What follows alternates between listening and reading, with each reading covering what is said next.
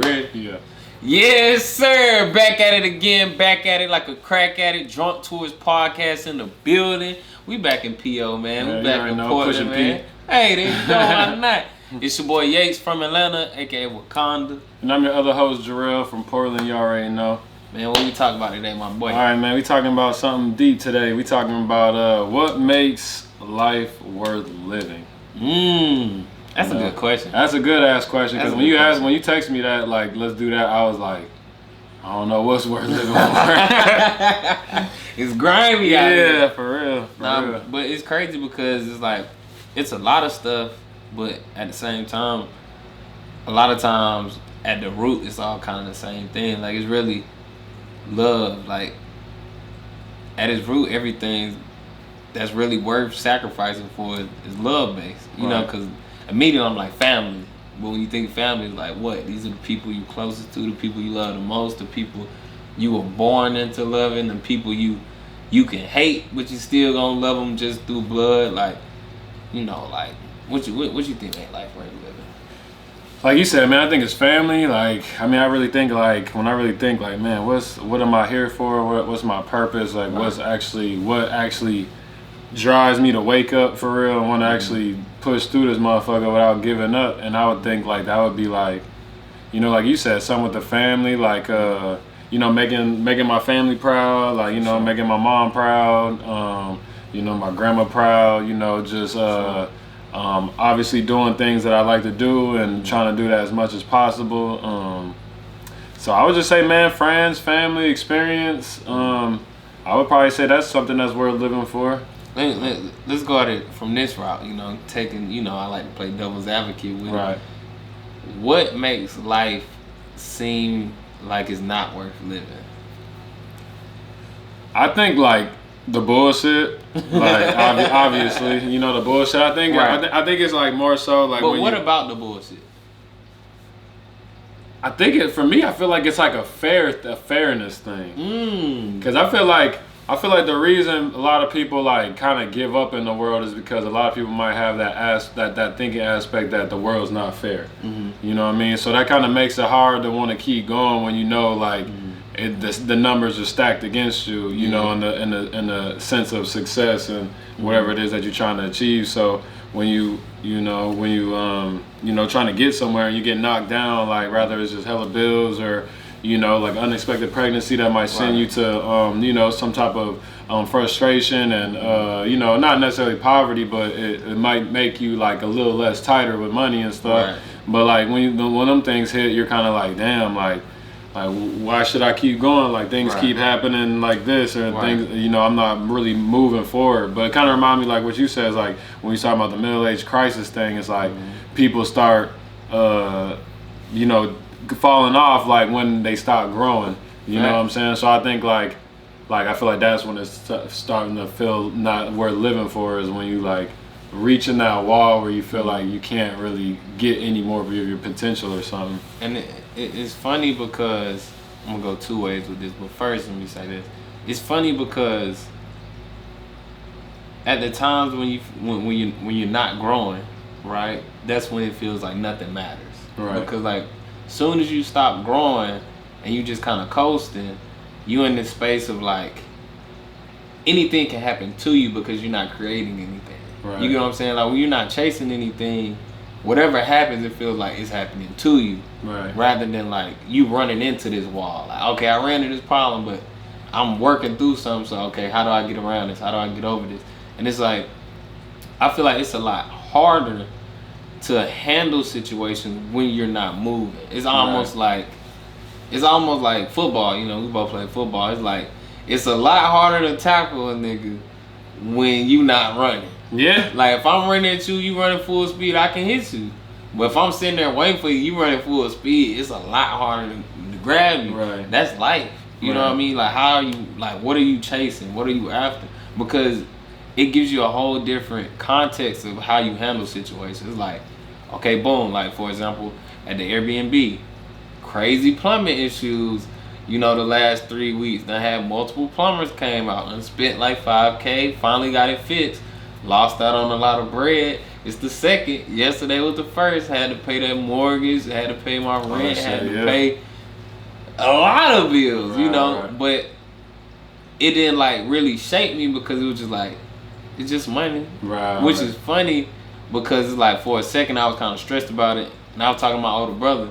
And he was just like, hey man, it's just small problems to a giant, man. Like, it ain't nothing but some money. Right. And I thought about it like, if I had the money to take care of it, why am I gonna add stress to it and make the problem bigger than what it is? Right. Like, all this happened to me, all this. It's like I'm going somewhere. So look, I'm gonna handle the problem. As soon as I handled it, money just started coming in. So it was like, when you know where you're going, you can handle those situations better. Cause it's like, I know something comes with chasing something. Like if you trying to be 300 pounds of muscles, you know I might tear something. You know I'm gonna be sore a lot. You know I'm not gonna be able to eat what I want. You know I'm gonna have to suffer through drinking these protein or whatever you're trying to do. It's like, it's pains that come with it. And one of the biggest issues, people don't know where they're trying to go. Right. So it's like when those pains come, it's too much to bear. You're like, I didn't sign up for this. Right, because you kind of like losing focus of the end goal to keep you like on that, like seeing that light at the end of the tunnel, and know, like remembering that this is all worth it. Is there a difference between something that's worth living for and dying for? That's real. Because it's almost the same thing. Almost. It is. Kind of. But I would say there is a difference because dying is final. Right. So like, it's another level of sacrifice to me. Like, I would put it in the same box because you shouldn't always be willing to die for everything. Like, sometimes it's smart to walk away from situations. Sometimes it's smart not to go over there. You know what I mean? But at the same time, like, for certain stuff, you have to have a certain level of, I'm willing to go all the way with it. I feel like one of the things that most people would probably figure would be the one that would lay in both sides would be like food. Like, okay, go. Like a lot of people like, man, I'm a foodie, I love to travel, I love to eat. That's worth living for. You know, experience of cuisine. Is eating worth dying for? You know what I'm saying? Like, it depends. And the level of like, or earlier death, you know, in a sense, you know. It depends. It's like, are you talking about experience? Cause like I've eaten poisonous foods, where it's like if it wasn't prepared correctly, I could die. Right. But the experience made it worth it. Right. You know what I mean? So trying a blowfish in Japan, is that worth dying for? It's not worth dying for. It's worth taking the risk of death. You're right. Like I guess for me, like we done talked about this before, I feel like life isn't life if you never risk it. That's like facts. You can't really appreciate it. Right. Like, you don't know what it's really like to be alive if you ain't really lived on the edge for real. Exactly. Like I remember when I went to the Grand Canyon, you know, cause you had hit me up when I had posted on IG, and I sat on the edge of the cliff. Yeah, so I sat there for like, 15 seconds, and I got that from this Greek philosopher who was like, if you want to experience life, like go sit on the edge of the cliff. And so I'm sitting there on the edge, everybody's dead quiet, like 50 people behind me. I get up, I walk back, everybody's like, what is wrong with you? We thought you were gonna kill yourself. I'm like, no, but as soon as I'm walking back, I'm just like, the whole time I'm at the edge, like originally I'm scared. And then when I sit down and I relax, I'm like, well, I mean, if I die, I'm gonna die, because there's no way I'm gonna survive this far. Yeah. And it's like, in that moment, it's just like, man, I live a good life. If I did die now, I've been all over the place. Right. I have good life insurance. My people gonna be taken care of. Right. My assets gonna be passed down. Like, I'm in a space where I'm not really afraid of death. Right. Not saying I'm ignorant to it, but I'm just not afraid of it. And then when I walk back, it's like, that whole car ride back to the hotel, it's like you can appreciate the grass look greener, trees look green, because it's just like, man, this is a good life. A lot of people don't get to experience this. I feel like everybody needs to dive into that space of uncertainty more. Nah, that's deep, man. You a brave motherfucker. But I mean, I definitely feel that though, being on the edge of things, like something to just make that heart rush a little bit, and just to really be like almost give you almost like that outer body experience, to where it's like, you're like, damn, like I can't believe that's I think the last time I felt that was when I went like snorkeling or something. Sounds super simple, but like, no, snorkeling dangerous. Me and three had went to DR, and then we had went snorkeling, and I've never been snorkeling before, but I love like water stuff. Yeah. And then I just remember like You know, like I was like, man, snorkeling, like put my head on the water and see some shit. Like I didn't really think it was gonna be all that. Like the price that most places usually charge. I'm like, nigga, I ain't paying $70 to go dip my head in the water. Yeah, like, I can do that for free. Yeah, so I'm like, it's not nothing special. But like I actually like looked like the moment I like actually looked under and like seen like the reef and stuff and all that like marine life, it was like something in my brain was like just like opening up like and then I was just like, and it was almost just like, damn, there's so much more life to be lived. Like just it reminds you how small you are. Yeah, just because I'm looking, I'm just like, and I was just so fascinated, and obviously, you know, because it's, you know, God's nature and stuff, seeing all that, but also at the same time, like damn, like this feeling of just seeing something new and doing something I instantly love.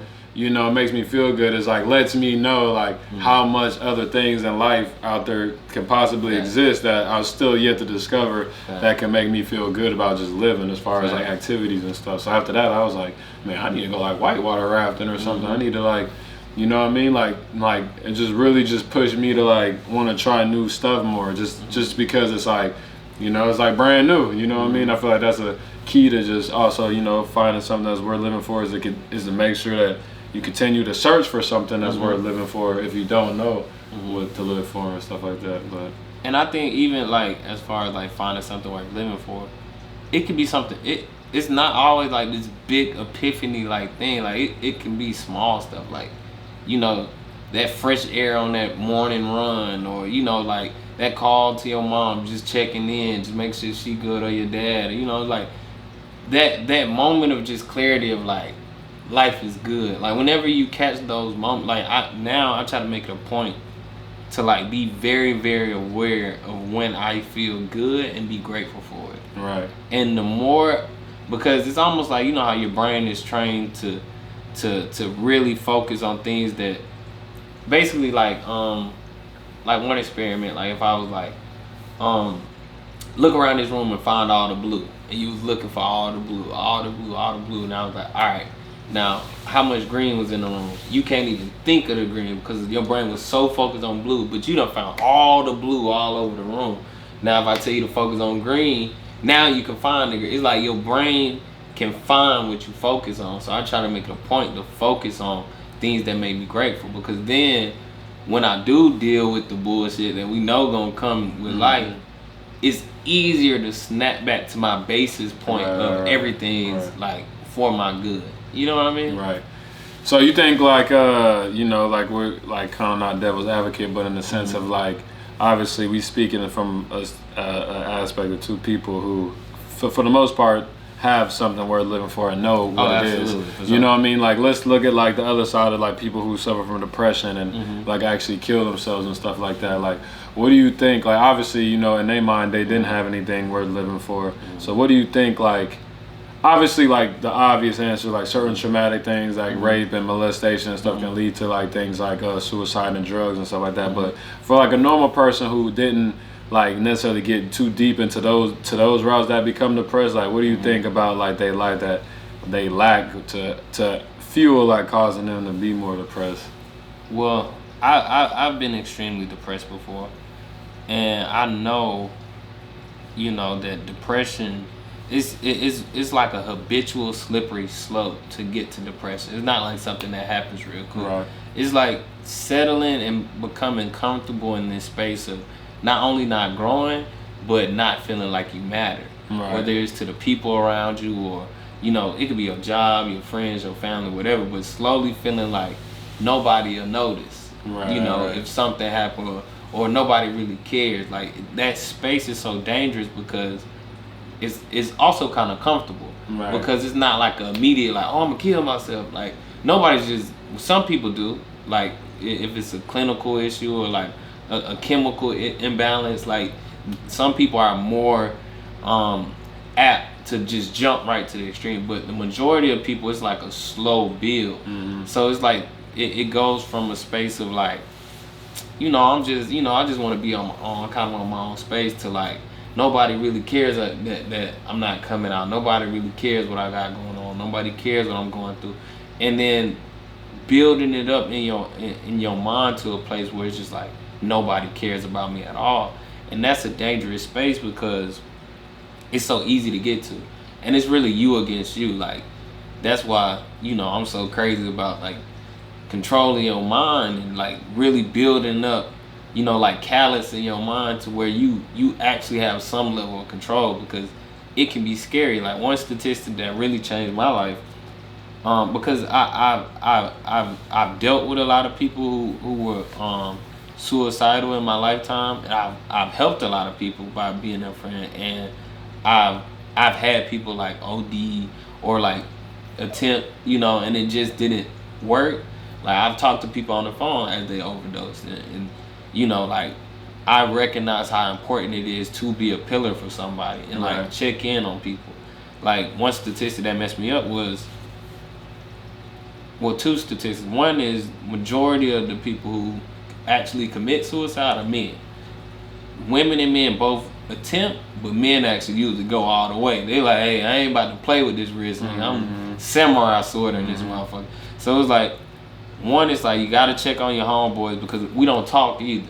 So I make it a point to check on my homies, especially the ones who like going through shit. You know what I mean? But even past that, most people who kill themselves, nobody spoke to them that day. Right. And they usually or attempted to commit suicide. When they did a survey or something. Yeah, when they were surveying the people who in the hospital who like attempted suicide, majority of them, I think it was about 85%, said if someone had spoken to them and just said hello, they wouldn't have did it that day. Right. So that's what I mean with that space of feeling so invisible to the world, and it's like for me, it's important to speak to people. Right. Even strangers, like, hey, how you doing? You having a good day? Like, it makes a big difference. Like, people need to feel seen, because in our world, we're the sun. You know what I mean? Like, we're a big deal. So when we feel like nobody noticed the sun, it's like... That reminded me of like this crazy story that my grandma was telling me. It was like one of my cousins or somebody, like I guess like there's like a white dude who came to school type stuff, and he was like weird and stuff, like like to the people and stuff, and he is like, he had like a big trench coat on and stuff, and then like my cousin and stuff was like, seen the dude. He wasn't really cool with him, but he was just know him and knew his name and stuff. And then he like seen him coming into school one day, and it's like hella hot and stuff outside, and he was all like wearing like a coat. And then like my cousin was like, hey man, what's up, how are you, blah blah blah. Oh, I'm good. I forgot which cousin or who it was, even if I even know him. And then he was like telling him like, like, hey man, like you should take your jacket off, it's it's super hot outside, you might pass out or something, just be careful and stuff. And he was like, oh, I appreciate it, like just being cordial and speaking to him.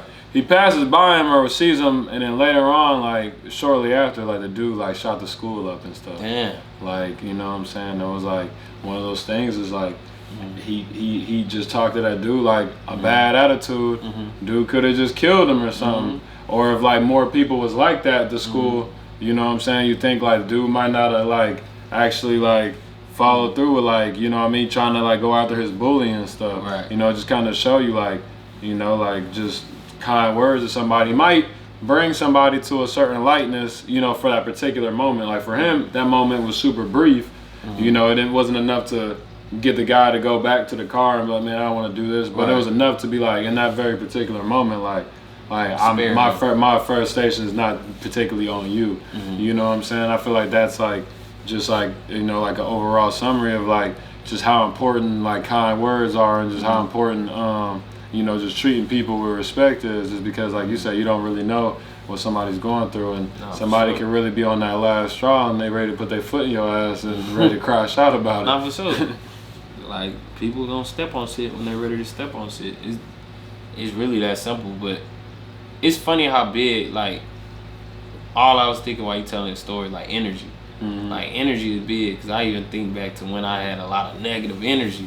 I was always going through shit, because you attract that. Like that type of situation, like certain shit come to you sometimes just because you are like exuding, like like even if it's the habit of like looking at people in a way like, if you on shit, I'm on shit. Like I might not be on it, but if you on shit, I'm on shit. But it's like an aggressive look where it's like, just in case you was thinking about this, I'm on that too. So now they like, I wasn't, but now that you looking at me like that, and it's just like it's like inviting. Exactly, and it's like I feel like God's greatest gift that He gave us is like choice and the ability to invite what you want into your life, you know, and making it a habit of like treating people well and really just treating people how you want to be treated.